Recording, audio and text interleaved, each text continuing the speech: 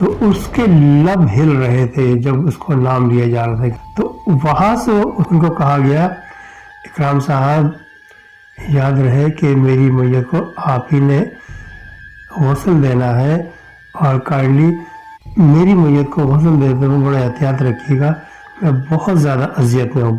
السلام علیکم ورحمۃ اللہ وبرکاتہ. پروفیسر شمس الحسن ایک مرتبہ پھر جن سیریز میں آپ کی خدمت میں ایک نئی ایپیسوڈ کے ساتھ حاضر ہے اور مجھے امید ہے کہ آپ تمام حضرات خیریت سے ہوں گے.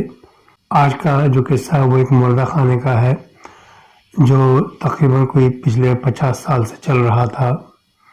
اس زمانے میں کولنگ سسٹم جو تھا وہ اتنا نہیں تھا جیسے آج کل ہوا کرتا ہے. برف کے سلیے رکھ کر اس مردہ خانے کو چلایا کرتے تھے اور چیدہ چیدہ مردہ خانے تھے جو انتہائی کم ہوتے تھے. اس وقت خدا نخواستہ کوئی حادثہ ہو جاتا تھا تو وہ بہت پریشانی کا سبب بنتا تھا. تو مجھے یاد ہے کہ عیدی کا سرد خانہ ہوا کرتا تھا ایک نیو کراچی کی طرف سوراخ بورڈ کی طرف کہیں. تو بہرحال یہ کہ آہستہ آہستہ اور بھی مردہ خانے بنتے چلے گئے. تو یہ قصہ ہے جناب جو ایک کیئر ٹیکر تھے ایک صاحب اکرام صاحب ان کا نام تھا جناب. وہ مردہ خانے میں تقریباً پچھلے 30 سال سے اس مردہ خانے سے وابستہ تھے اور مستقل وہ 30 سال سے وہ جاب کر رہے تھے اور نائٹ ڈیوٹی تقریباً 90% ان کی نائٹ ڈیوٹی ہوا کرتی تھی. شاذ و نادر کبھی دن میں کبھی اشد ضرورت پڑتی تھی کسی بندے کی تو ان کو دن میں ڈیوٹی دی جاتی، ادروائز رات میں وہ فکس تھا تقریباً. تو جناب علی یہ ایک دن بقول ان کے کہ میں ایک دن اتنا شدید ڈر گیا، ورنہ 30 سال کی اس سروس میں کبھی بھی میں کسی سے نہیں ڈرا اتنا. مردہ خانے میں ایک سے ایک لاشیں آیا کرتی تھیں، ان کو نہلانا میرا کام ہوتا تھا اور اس کی کیئر ٹیکنگ میرا کام ہوتا تھا. تو سب سے پہلے تو جب مردہ آتا ہے تو جناب علی اس کی انٹری ہوتی ہے، رجسٹریشن وغیرہ ہوتا ہے، اس کا جو کارڈ ہوتا ہے وہ پیر میں انگوٹھے میں لگا دیا جاتا ہے. تو ٹیگ کارڈ بھی کہتے ہیں، اسے ٹیگ بھی کہتے ہیں. بہرحال اس میں اس کے مختلف قوائف ہوتے ہیں مردے کے اور وہی قوائف جو سے رجسٹر میں لکھے ہوتے ہیں تاکہ جب وہ جہاز سے میت چلی جائے تو بعد میں اس کا ریکارڈ وہ اپنے پاس رکھتے ہیں. تو جناب وہ یہ کہ ایک دن ان کے پاس ایک ایکسیڈنٹل کیس آیا. اچھا اس میں ان میں جو اکرام صاحب میں ایک خوبی تھی وہ یہ تھی کہ یہ ہر وقت باوضو رہتے تھے. یہ اس دن بھی باوضو تھے اور جناب علی مسلسل پڑھائی کرتے رہتے تھے، نماز روزے کے بہت پابند تھے یہ. اور ان کی جو فیملی بیک گراؤنڈ وہ نہایت مختصر سا تھا. یہ اکیلے تھے گھر میں، 2 بچے ان کی شادی کر دی انہوں نے، وائف کا انتقال بہت پہلے ہو چکا تھا. تو یہ گھر میں اکیلے تھے، نہ ان کا کوئی انتظار کرنے والا ہوتا تھا نہ کوئی پوچھنے والا. تو نیچرلی وہ ان کا یہاں رہنا یا گھر پہ رہنا تقریباً ایک جیسا تھا. بس جو آرام کرنا مقصد ہوتا تھا تو یہ گھر پہ ضرور جاتے تھے، ادروائز یہ زیادہ تر یہیں رہتے تھے عام طور پر. تو یہ جناب ہوا یہ کہ ایک ان کے پاس میت لائی گئی تو لاش کی جو کنڈیشن تھی وہ اس قدر خستہ حالت تھی کہ وہ جو صاحب تھے جن کا ایکسیڈنٹ ہوا تھا وہ ایکسیڈنٹل موت میں مطلب وہ ہوئے. ایکسیڈنٹ ہوا یہ کہ ان کا یہ کار میں سوار تھے، میوزک وغیرہ ان کا لگا ہوا تھا اور جناب علی یہ میوزک کے اس پہ بالکل گمسم اور جناب علی اس میں گمسم ہوئے تھے، یعنی انہیں کچھ اور دنیا مافیا کی کوئی خبر نہیں تھی. ہوتا یہ کہ جناب یہ ہائی وے پہ سفر کر رہے تھے اور بڑی سپیڈ تھی ان کی گاڑی کی. تو سامنے سے ایک ٹرالر آ رہا تھا، اس کے پیچھے بھی ایک اتفاقی بات ٹرالر آ رہا تھا. تو وہ اوورٹیک جیسے اس نے کیا تو اس نے اس کی کار کو نظر انداز کر دیا. وہ یہ سمجھا کہ کار سے پہلے میں اوورٹیک کر لوں گا ٹرالر کو، جبکہ ان کو یہ تھا کہ میں پہلے نکل جاؤں. بس اس میں غلط فہمی ہوئی اور وہ ٹرالر آ کے ان کے سامنے آ گیا اور یہ سیدھے جا کے ٹرالر میں گھس گئے. یعنی ان کی گاڑی جو سی وہ ٹرالر کے نیچے گھس گئی اور اس قدر بری طرح گاڑی ڈیمیج ہوئی اور ان کا جب نکالا گیا ان کی باڈی کو تو بہت برا حال تھا. ان کے 2 ہاتھ پیر تو بالکل جڑ سے الگ ہو گئے تھے، جبکہ 2 ہاتھ پیر ٹوٹ کے لٹک گئے تھے اور جناب علی مغز ان کا باہر نکل آیا تھا، یعنی دماغ کھوپڑی ٹوٹ کے، اور منہ کا آدھا حصہ ڈیمیج. یعنی لاش کو دیکھنا مشکل ہوا تھا. گھر والوں نے بڑی مشکل سے پہچانا گاڑی کے نمبر سے. بہرحال وہ بہت بے انتہا خستہ حالت میں میت تھی. جناب علی اس کو لایا گیا اور ان کو پہلے رجسٹریشن وغیرہ ہوتا ہے ایز یوزول جیسے ہوتا ہے, انہوں نے رجسٹریشن کیا اکرام صاحب نے. رجسٹریشن کرنے کے بعد جناب علی ان کو وہ ٹیگ بنا کے ان کے پیر میں باندھا گیا, لیکن وضو یعنی جو غسل کے بعد وہ ٹیگ اتار دیا جاتا ہے. جب بالکل تیار ہوتی ہے فائنلی وہ ٹیگ ان کے پیر میں باندھ دیا جاتا ہے, پھر اس کو اتارا نہیں جاتا.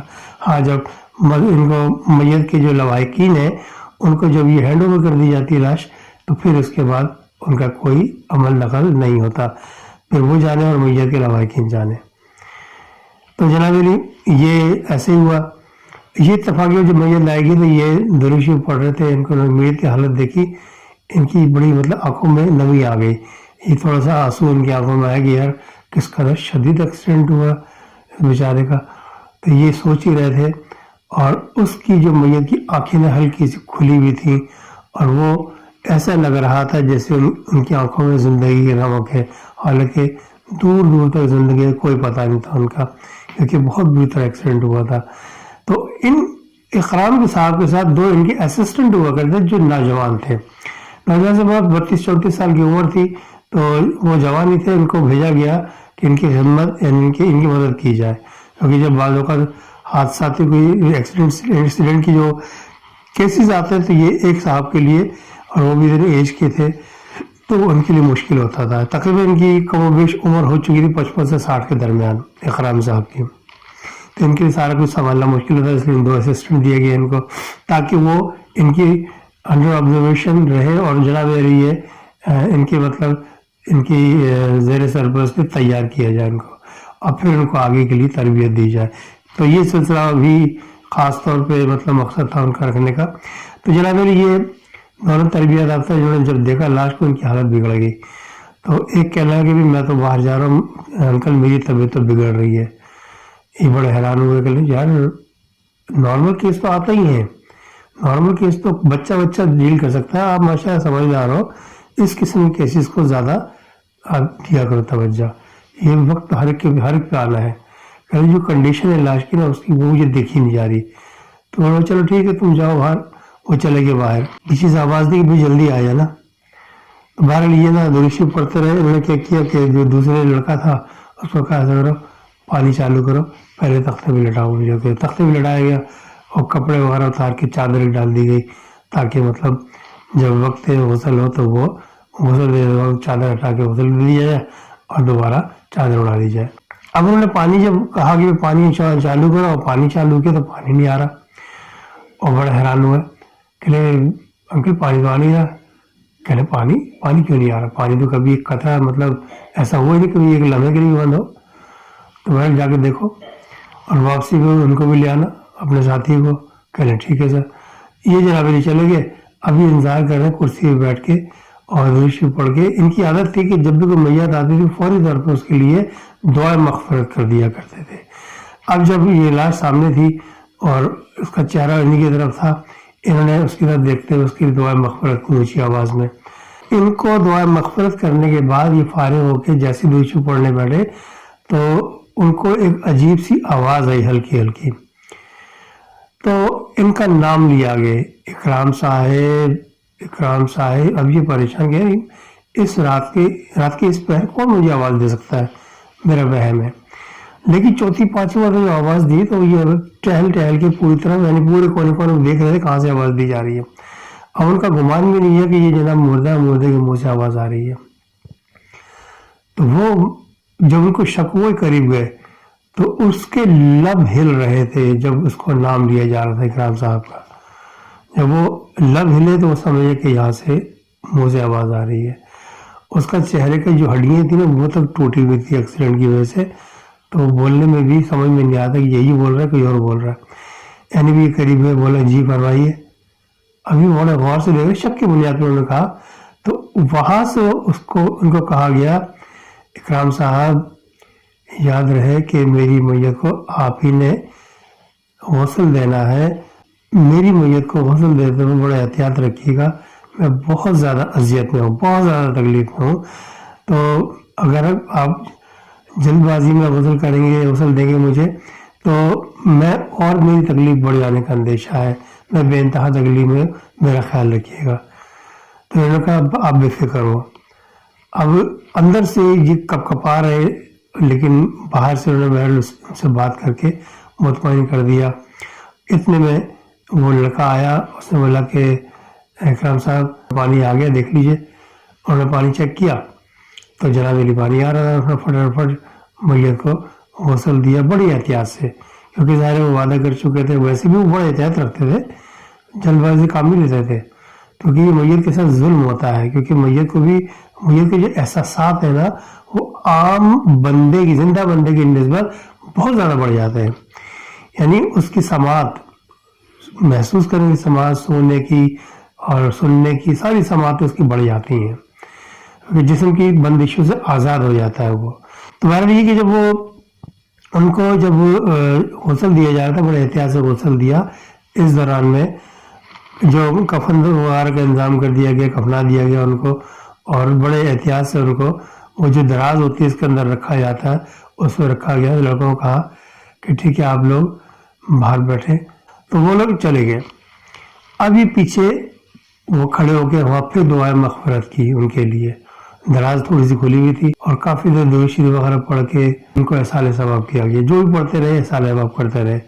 الغرض جی کا اپنی طرف سے بہت کچھ کیا، اور جب پھر تھوڑی سی دراز کھلی ہوئی تھی، کان کے قریب انہوں نے منہ آگے کہا کہ برخوردار آپ کی جو بھی آپ کی یعنی فرمائش تھی اس کے مطابق میں نے غسل میں تو احتیاط رکھا، لیکن جو میں کر سکتا ہوں آپ کے لیے وہ میں نے کیا۔ میرا اللہ تعالیٰ آپ کی مغفرت کرے، آپ کے معاملات آسان کریں، میری دعائیں آپ کے ساتھ ہیں۔ تو مطمئن، یعنی چہرہ مطمئن ہو گیا اس میت کا۔ بہرحال یہ کہ آنکھیں آہستہ آہستہ ان کی ایسے لگ رہے جیسے موند لی، انہوں نے بند کر لی۔ اچھا اب چونکہ اندر کمرے میں روشنی بھی کم ہوتی ذرا، تو کیونکہ ہمیں روشنی کا اتنا شدید کام نہیں ہے، بہرحال انہوں نے کیا کیا، جب دیکھا کہ ہاں بھائی میں نے اپنا میسج کنوے کر دیا، اس نے سن لیا ہے، انہوں نے دراز ان کی، اور جیسے پلٹ کے باہر نکلنے لگے تو دروازہ کھڑکانے کی آواز آئی۔ انہوں نے دروازہ کھولا، دیکھا تو دوڑنے لگے کھڑ گئے، کہ انکل ہم آدھے گھنٹے سے دروازہ پیٹ رہے، آپ اتنے سخت جان کیسے ہو سکتے ہیں، آپ اتنے بہادر کیسے ہو سکتے ہیں، ہماری تو جان نکلتی، باہر کھڑے ہوتے ہیں اور آپ دروازہ بند کر کے مردہ خانے کے اندر کھڑے ہوئے اور آدھے گھنٹے میں دروازہ پیٹ رہے اور آپ کو آواز ہی نہیں آ رہی۔ تو یہ مسکرائے کہ یار کچھ نہیں، کہ کیا کر رہے تھے آپ، کہ کچھ بھی نہیں کر رہے تھے یار۔ تو لڑکے بڑے حیران پریشان، ان کو مطلب ہر وقت وہ ایک طرح سے سرپرائز ان کو ملتا تھا ان کی طرف سے، یعنی یہ اس قدر مطلب پرانے ہو چکے تھے، ان کے لیے کوئی زندہ انسان میں اور مردہ انسان میں خاص فرق نہیں تھا، کیونکہ بیچارے رہتے ہی مردوں میں تھے ہر وقت۔ تو جناب جب دوسرے دن سورج نکلا تو یہ اپنے گھر پہ تھے، لیکن رات ہی کو ان کی موجودگی میں ہی اس میت کو لے جایا گیا تھا، کیونکہ اس کی حالت اتنی خراب تھی اس کو رکھنا بہت مشکل تھا، ورنہ خون جو ساتھ بنتا ان کے جسم سے نکلتا رہتا مستقل۔ رات کو میت کو دفنا دیا گیا، رات کو میت دفنا دی گئی، یہ بیٹھے ہوئے سوچ رہے تھے کہ اس کو اب دفنا دیا گیا ہوگا۔ جیسے ان کو اندازہ ہوا نا کہ ہاں بھی اتنا ٹائم ہو گیا کہ ان کو دفنا دیا گیا ہوگا، انہوں نے وہاں سے اٹھتے ہوئے اس کے لیے پھر دعا مغفرت کی، اور جناب علی وہاں سے اٹھے اور اٹھ کے جناب علی گھر گئے۔ گھر جا کے انہوں نے راستے میں ناشتہ لگے گئے تھے، ناشتہ کیا، اس کے بعد جناب علی یہ لیٹ گئے۔ لیٹتے ان کی آنکھ لگ گئی، تھکے ہوتے تھے سارے دن کے، ساری رات کے۔ تو یہ جناب علی جیسی آنکھ لگی، ان کو خواب میں وہی صاحب یعنی جن کی میت کو غسل دیا تھا انہوں نے مطلب وہ آئے، انہوں نے دیکھا کہ یہ بڑے زبردست لباس میں اور خوشبوؤں کے بھپکے اٹھ رہے تھے ان میں سے، یہ بڑے حیران ہوئے، کہ برخوردار کیا رہا تمہارے ساتھ؟ کہ بزرگوار آپ کی وجہ سے، اکرام صاحب صرف آپ کی وجہ سے، ورنہ میرے پاس کوئی اتنے اچھے مطلب میرے کام نہیں تھے، لیکن آپ کی دعاؤں کی وجہ سے مجھے اللہ تبارک تعالیٰ نے بہت اچھا مقام دیا جنت میں، اور میں وہاں بخش دیا گیا ہوں، اور میں وہاں بہت خوش ہوں۔ اب تک میں یہاں مطلب بہت خوش ہوں، میرے ساتھ جو معاملات آسان رکھے گئے اور صرف آپ کی دعاؤں کی بدولت۔ تو یہ جناب علی واقعہ تھا اکرام صاحب کی طرف سے، اور اس قسم کے معاملات جب ہوتے ہیں تو دعائیں مغفرت میں خاص طور پر زندہ انسانوں کو کبھی بھی کوتاہی نہیں کرنی چاہیے، کیونکہ مردہ اب ہمارا محتاج ہوتا ہے، ہماری میت ہمارے جو بھی اکثر دنیا سے رخصت ہو جاتا ہے وہ ہمارا محتاج ہوتا ہے، نہ کہ ہم اس کے محتاج ہوتے ہیں۔ ہم اس کے جاتی مال و اسباب کے پیچھے تو پڑ جاتے ہیں کہ اس نے یہ چھوڑا یہ میرا ہے، اس نے یہ چھوڑا یہ اس کا ہے، یعنی سارا اس کے آنکھیں بند کرتی سارے معاملات زر پہ ہم چپک جاتے ہیں، اس کی چھوڑی جائیداد پہ چپک جاتے ہیں، لیکن دعائیں مغفرت میں اس کا کسی کا دھیان نہیں جاتا۔ اس کو جو ضرورت ہوتی ہے اس کی دعائیں مغفرت کی ہوتی ہے۔ بس کوشش کیا کرے کہ جتنے بھی احباب جو دنیا سے چلے گئے ان سب کے لیے دعائیں مغفرت لازمی کیا کریں، اپنے والدین کے لیے خاص طور پر، اور اپنے پچھلے جتنے بھی ہیں آباء و اجداد ان کے لیے۔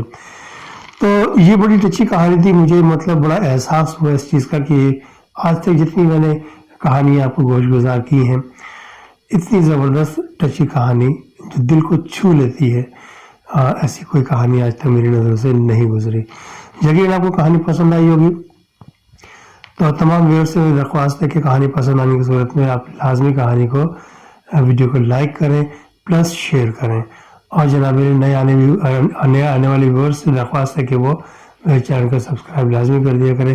اور آپ کے کمنٹس میرے لیے بہت امپورٹنٹ ہے، آپ لوگ کمنٹس کے معاملے تھوڑے سے کنجوس واقع ہوئے ہیں۔ میری کوشش یہ ہوتی ہے کہ اچھی سے اچھی ویڈیو بناؤں، اور آپ مجھے کمنٹس میں جو اپنی رائے دیں گے تو اس کی روشنی میں مزید ویڈیو کو بہتر سے بہتر بنانے کی کوشش کروں گا۔